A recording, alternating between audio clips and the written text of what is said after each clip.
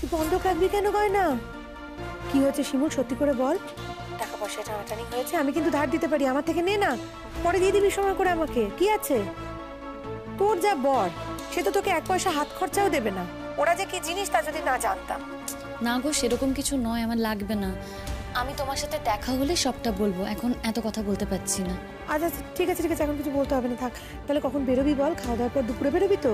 হ্যাঁ হ্যাঁ, দুপুরবেলায় বেরোবো, ওই শাশুড়ি মা ঘুমানোর পরেই বেরোবো। আসলে কি বলতো, ওনাকে বলে না যাওয়া যাবে না, কারণ বললে উনি যেতেই দেবেন না। বলে যে যাবি না বলছিস, ফিরে এলে তো আবার অশান্তি করবে। সে আর কি হবে, বলে গেলেও অশান্তি করবে, না বলে গেলেও অশান্তি করবে, একই ব্যাপার। তাড়াতাড়ি গিয়ে না আমাদের একটু তাড়াতাড়ি ফিরতে হবে গো। আচ্ছা বেশ, সে কথাই রইল। এই জানিস তো কি হয়েছে, এ কদিন আমরা বেড়াতে গিয়ে একসঙ্গে ছিলাম না, তোদের কথা খুব মনে পড়ছে, সব সময় মিস করছি রে তোদের। সে তো আমারও খুব তোমাদের কথা মনে পড়ছে। তুই এর মধ্যে বাপের বাড়ি যাবি না? না গো, আমি বাপের বাড়ি আর যাব না।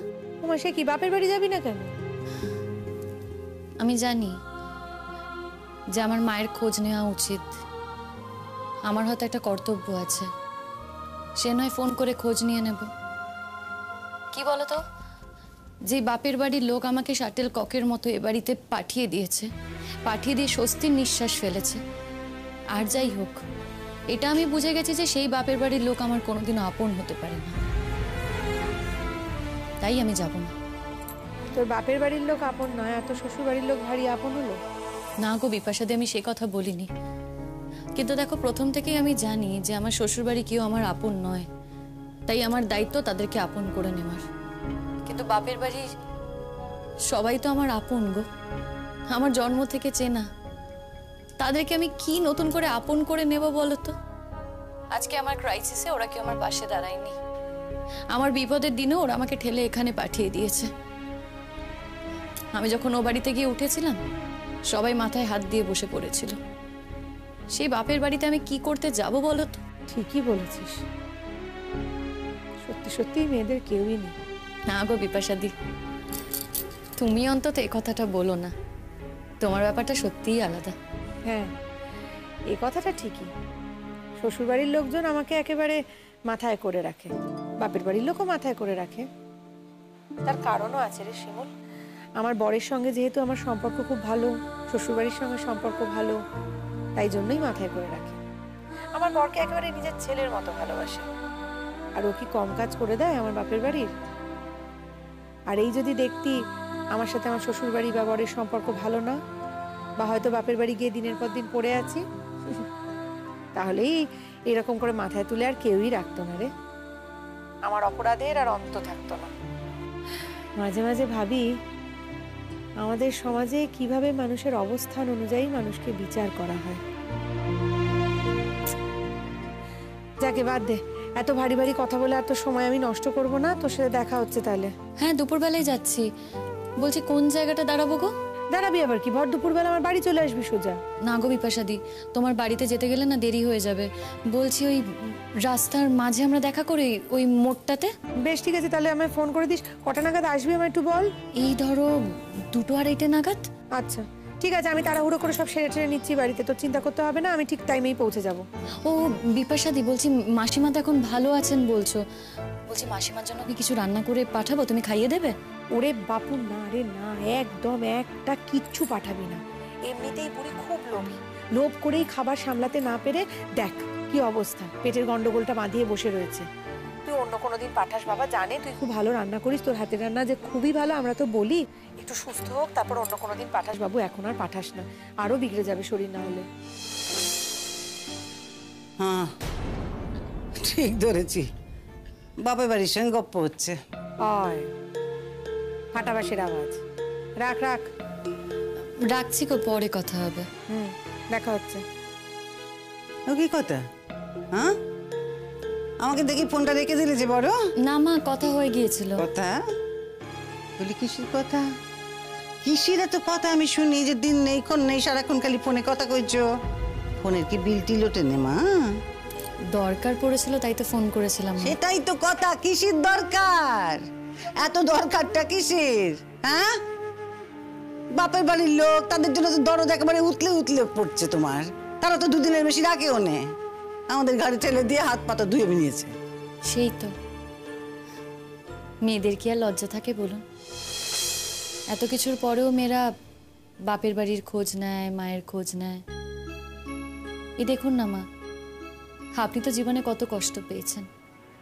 আমি তো শুনেছি আপনার ভাইরা ভালো চাকরি করত, তারপরেও কি আপনার খোঁজ নিত, নাকি আপনার পাশে এসে দাঁড়াতো? তারপরেও দেখুন, বাপের বাড়ির নামে কেউ কিছু বললে বড্ড খারাপ লাগে, তাই না মা? ও তো মেয়েদের এক জ্বালা, না পারে গিলতে না পারে ফেলতে। হ্যাঁ মা, সেই জ্বালায় যে আমিও জ্বলছি। এই দেখুন না, আজকে আমার বাপের বাড়ির লোকজন আমাকে এখানে পাঠিয়ে দিল, ওখানে রাখতে পারলো না। কিন্তু তারপরেও জানেন তো, সবার কথা খুব মনে পড়ে। মনে হয় যে আমার মাটা কি করছে, ঝলমল স্কুল থেকে ফিরলো কিনা, আমার দাদারা ঠিক করে রাস্তা পার হচ্ছে তো। আসলে অফিসে যাওয়ার সময় তাড়াহুড়ো থাকে তো, তাই বড় চিন্তা হয়। জানেন মা, বিকেলবেলা হলেই না আমার ছোট বৌদি আর মা চা নিয়ে ব্যালকনিতে চলে যায়, গল্প করতে করতে চা খায়। আমি যখন ছিলাম তখন আমি ওদের সাথে জুড়তাম, কত বিষয়ে গল্প করতাম, আড্ডা দিতাম। এখন তো আর আমি ওদের জীবনে নেই। এই জন্য যে আমার মায়ের খুব খারাপ লাগছে তা হয়তো নয়, কারণ মা ভাবছে যে মেয়ে সংসার করছে। বেশি খারাপ লাগতো কখন জানেন? যদি আমি ও বাড়িতে থেকে যেতাম, তখন আমার মায়ের খুবই খারাপ লাগতো। সব মেয়েরই তো জীবনে এরকমই হয়। তারপরেও দেখবেন, বাপের বাড়ির লোকের নাম শুনলেন একেবারে অস্থির হয়ে যায়। আপনি, আমি, সবাই কি করব বলুন তো? আমরা মেয়েরা তো এরকমই, কাউকে ফেলতে পারি না। হ্যাঁ, যাকে যাক, বলি অনেক ভাষণ হয়েছে তো। হ্যাঁ, কিন্তু বেলা কটা বাজে? 12টা, 12:30 বেজে গেছে। খাওয়া দাওয়া মিটবে কখন? আমি এক্ষুনি খাবারের ব্যবস্থা করছি। আচ্ছা, এই পুতুল পুতুল কোথায় গেছে গো? সে কি আমাকে না বলে কই আবার বেরিয়ে গেছে নাকি? পুতুল দি তো এখন বেশিক্ষণ বাইরে থাকে না, খাওয়ার সময় হয়েছে, নিশ্চয়ই চলে আসবে। আমার মনে হয় কাকিমা তুতুলদের ওখানেই গেছে। ওহ, কতবার করে বলেছি যখন কোথাও যাবি আমাকে বলে যাবি, আমাকে বলে যাবি, তা না। এমন মেয়ে, সে নিজের ইচ্ছে মতো যাবে, নিজের ইচ্ছে মতো আসবে। আচ্ছা ঠিক আছে মা, আমি না হয় পুতুল দির সাথে কথা বলবো। আমি পুতুল দিকে বকবো, আমি বলবো যে আমাকে না বলে তুমি কোথাও যাবে না। ও শুনবে আমার কথা। সে কি আমি বুঝি নে? এতদিনে এইটুকু বুঝতে পেরেছি গো, মেয়েটা আমার আর যাই করুক আর না করুক, সে তার বউকে খুব ভালোবাসে। সহজ সরল মানুষ তো, মানুষ চেনে। বুঝলো? তা কথাখানা হলো যে পুতুল মানুষ চেনে। কি বলতে চাইছো? আমি বুঝি চিনি নে? মানে তোমার সঙ্গে গায়ে পড়ে পড়ে ঝগড়া করি বলে আমি চিনি নে, তাই তো? মা, আমি তো সে কথা বলিনি মা, আমি শুধু পুতুলদির কথা বলেছি। এটা তো সত্যি যে পুতুলদি সহজ সরল মানুষ, যাকে ভালোবাসে একেবারে হৃদয় দিয়ে ভালোবাসে। কেউ সেই ভালোবাসা নিতে পারে, কেউ সেই ভালোবাসা নিতে পারে না। পুতুলদি আমায় সত্যিই খুব ভালোবাসে, আর সেই ভালোবাসা পেয়ে না আমি ধন্য।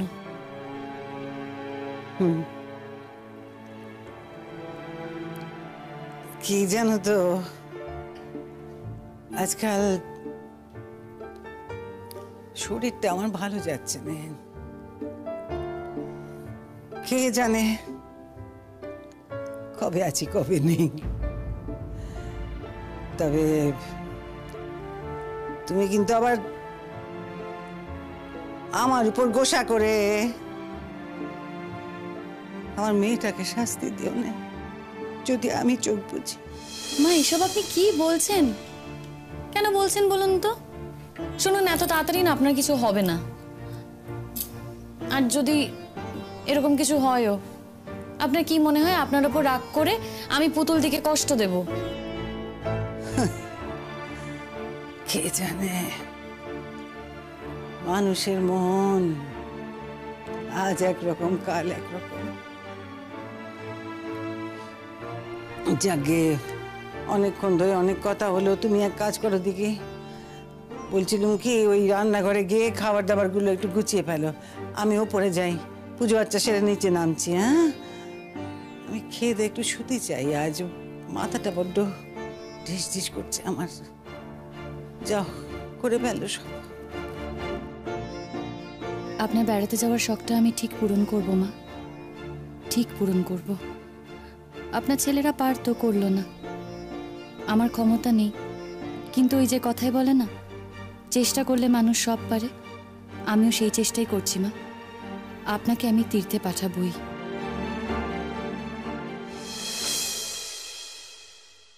এই তোর ব্যাপারটা কি রে? কি ব্যাপার? তুই এখন সোনার দোকানে যাচ্ছিস কেন? গয়না বন্ধক দিতে। তো সেটাই জিজ্ঞেস করছি, এত তাড়াতাড়ি গয়না বন্ধক দেবার প্রয়োজনটা কেন হলো? বলছি দোকানটা কত দূর গো? ওইটা, ওই দোকানটা? হ্যাঁ ওইটাই, চল।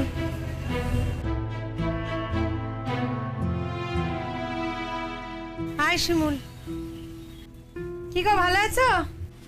ভালো আছি দিদি। হ্যাঁ, এই যে আমাদের পাড়ার নতুন বৌমা, একটু নমস্কার। সোনাদার সঙ্গে দেখা করবে, একটু দরকার আছে। বলছি দাদা, আপনাদের এখানে গয়না বন্ধক রাখা হয় তো? হ্যাঁ, বন্ধ রাখা হয়। দাঁড়ান, দাদাকে জিজ্ঞেস করছি, বাকি কথা দাদাকে বলবে। হ্যাঁ, একটু ডেকে দাও না। আচ্ছা, ডেকে দিচ্ছি।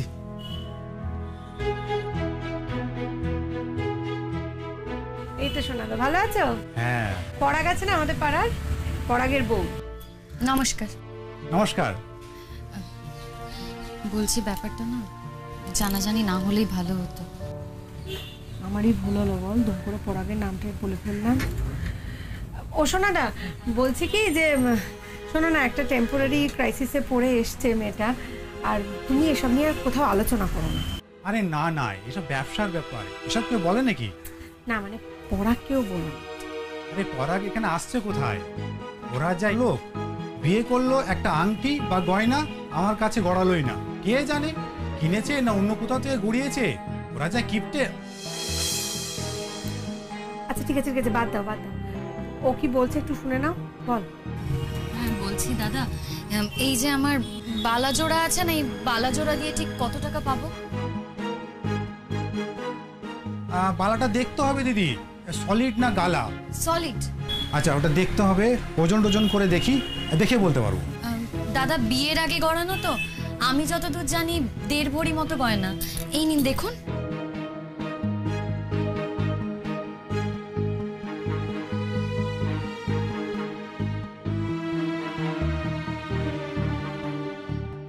হ্যাঁ, 1.5 ভরি আছে। এখন ভরি হচ্ছে 54,000।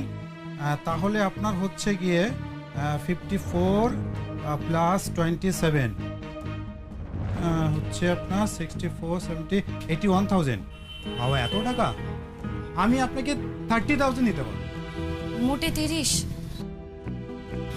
মাঝে মধ্যে তো আমাকে এসে টাকা দিয়েও যেতে হবে বন্ধক রেখেছি বলে। হ্যাঁ, তা তো দিতেই হবে ম্যাডাম। শোনো না, আমার তো খুব চেনাশোনা, বুঝতেই পারছো, তুমি একটু বুঝে শুনে করে দাও না গো। আর কত দেব? আমি 35 পর্যন্ত দিতে পারি। দাদা বলছি 40 হলে না খুব ভালো হয়। ঠিক আছে, বিপাশার সঙ্গে এসছেন, ওই ছোট থেকে চিনি।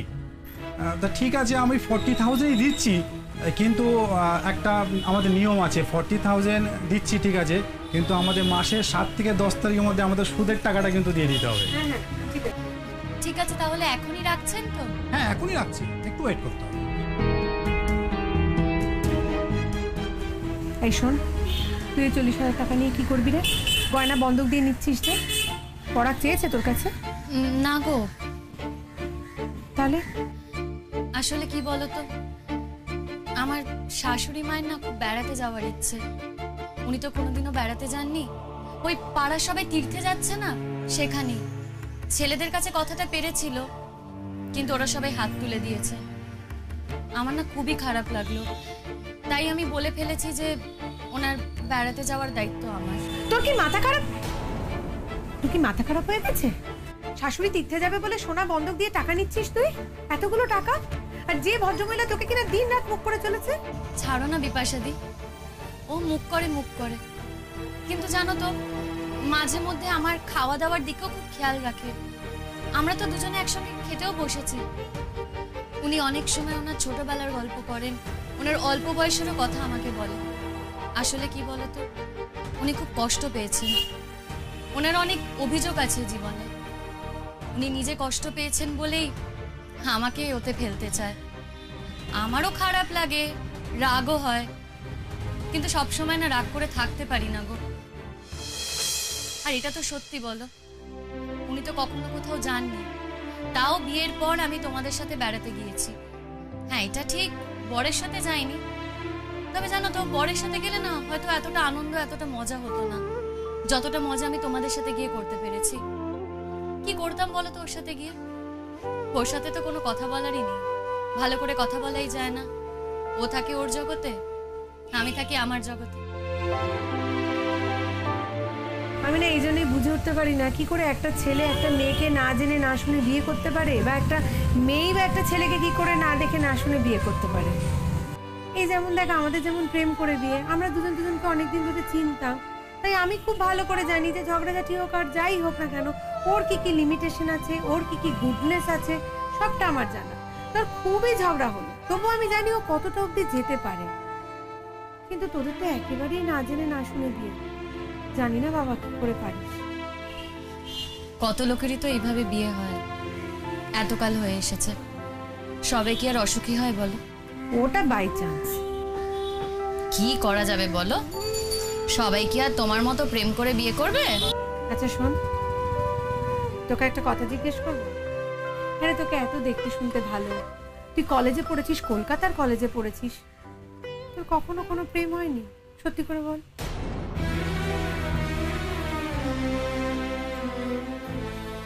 না গো, প্রেম টেম আর কোথায়।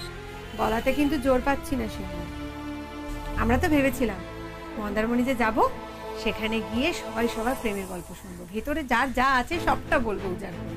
কিন্তু কি করবো বল, টুইঙ্কেলটা অসুস্থ হয়ে এমন হয়ে গেল না, সব আনন্দটাই মাটি হয়ে গেল।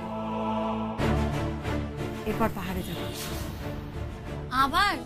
এক্ষুনি যাচ্ছি নাকি? যাব, কদিন পরে যাব। কি করবো, সবসময় কি বড়ের সঙ্গে ঘুরতে যেতে ভাল লাগে নাকি? বিরক্ত লাগে। সেই তো একই ব্যাপার, দুজনে মিলে যাব, তারপরে দেখবো সকালবেলা ঠেলে ঠেলে ঠেলে ঠেলে ঘুম থেকে তুলতে হচ্ছে, সে এক ঝক্কি। তারপর ধর এদিক ওদিকে একটু ঘুরে এলাম, ফিরে এসে ফোন ঘাঁটতে শুরু করে দিলাম। আমিও তাই করলাম। তারপর রাত্রিবেলা দুটো কথা বলে খেয়ে দিয়ে দুজনে দুপাশ পেরে ঘুমিয়ে পড়লাম। আর কি কথা বলবো বলো, এতগুলো বছর বিয়ে হয়ে গেছে। রাত থেকে যখন বন্ধুদের সঙ্গে যাই, দারুণ মজা হয়। এই তো দেখ না কি মজা করলাম বল, একসঙ্গে গল্প আড্ডা হই হুল্লোড় গান, আমার তো দারুণ লাগে। আমার বর তো বলে ওই জন্য, তুমি যখন আমার সঙ্গে বেড়াতে যাও মুখটা গোমরা করে বসে থাকো, কিন্তু এই যখন বন্ধুদের সঙ্গে তুমি গল্প জমাও, তখন কিন্তু তোমার একেবারে হাসি একেবারে উছলে উছলে পড়ে। বলবে তো কি বলে একটা, হ্যাঁ কাঁচের বাসনের মতো হাসি। হ্যাঁ, কাঁচের বাসন ভাঙলে নাকি যেমন আওয়াজ হয়, আমি হাসি নাকি তখন তেমন আওয়াজ হয়। কি বলবি বল? কি করবো কেন বলে বুঝিয়ে পারি না, কি জানি কেন।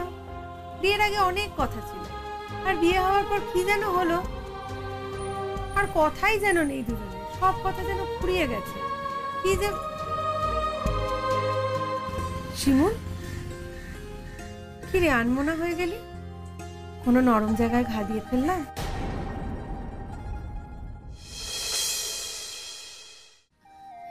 ধ্যাত, কিসের নরম জায়গা? সত্যি কথা বল না, প্রেম হয়েছিল তোর? সে তো সবার জীবনেই হয় বিপাশাদি। এই তো পেয়েছি, চল আজ সুচরিতাদির বাড়ি, জমিয়ে বসে এই গল্পটা শুনতেই হবে, বলতে হবে কিন্তু সব, বলে দিলাম। আচ্ছা ঠিক আছে, হয়েছে। হ্যাঁ দিদি, আপনাদেরটা হয়ে গেছে, এনেন 40,000। আর এখানে একটা সই করে দিতে হবে। করে দিচ্ছি। তুমি চিন্তা করো না, বেশি দিনের জন্য নেবে না, সময় মতো ঠিক ফেরত দিয়ে দেবে। এই আপাতত একটু সংসারের টানাটানি হয়েছে তাই নিচ্ছে। আমরা এসব জন্য কি করব? সংসারে অসুবিধা হলে তবে তো মানুষ আসে আমাদের কাছে, তা না হলে আর কেন বন্দুক রাখবে গয়না? আচ্ছা আপনি একটু ভালো করে এই টার্মসগুলো পড়ে একটু সই করে দিন। দেখি আবার তুমি কি টার্মস এন্ড কন্ডিশন কি লিখেছো দেখি, বেশি জটিল করো না কিন্তু বলে দিলাম। ও একটা সামান্য ব্যাপার। ঠিক আছে, আমি বিপাশাদির সাথে এসেছি, অত শত কিছু দেখছি না, শুধু এই যে মাসে মাসে টাকাটা দিতে হবে সেটা মেনশন করা আছে, তো সেটাই শুধু দেখে নিচ্ছি। হুম। দেখেছেন তো ঠিক করে? হ্যাঁ দেখে নিয়েছি, তবে আমি চেষ্টা করব মাসে মাসে টাকাটা দিয়ে যত তাড়াতাড়ি সম্ভব গয়নাটা ছাড়িয়ে নেওয়ার। তাহলে তো ভালোই। বেশ তাহলে আসি গো সোনাদা। অনেকদিন তো আসো না এদিকে। বাবা, সোনার যা চচ্চড়িয়ে দাম বাড়ছে, রোজ রোজ আসবো নাকি তোমার দোকানে সোনা কিনতে? আমার বর একা রোজগার করে বাপু, ডবল টেকার নাকি, দুজনের রোজগার। একজনের রোজগারে সংসার সামলে, তারপর জানোই তো আমার শাশুড়ি কি ভোগে, সব দায়িত্ব কর্তব্য সামলে আর সোনা কেনার অবসর হয় না গো। আর তাছাড়া আজকাল সোনার গয়না কেউ পরে নাকি, কত রকম মডার্ন সব গয়না বেরিয়েছে, সেসবই পরে। তবু সোনা কিন্তু সোনাই, বুঝলে? সে যাদের টাকা আছে তাদের কাছে সোনা সোনা, আমাদেরও তো টাকা পয়সা নেই বাবা। এই কথা বলো না, আগে তো মাঝে মধ্যে আসতেই, মাসে মাসে কিস্তি দিয়ে সোনা করাই যায়। আচ্ছা আচ্ছা বেশ, দেখি পুজোর আগে যদি পারি তখন একবার ঘুরে যাবো। আসছি দাদা, নমস্কার। হ্যাঁ চা খেয়ে যাও। ও আবার কেমন ভদ্রতা, এতক্ষণ ধরে দাঁড়িয়ে রইলাম, একবারে বললো না, দেখ এখন বলছে চা খেয়ে যাও যাওয়ার বেলা।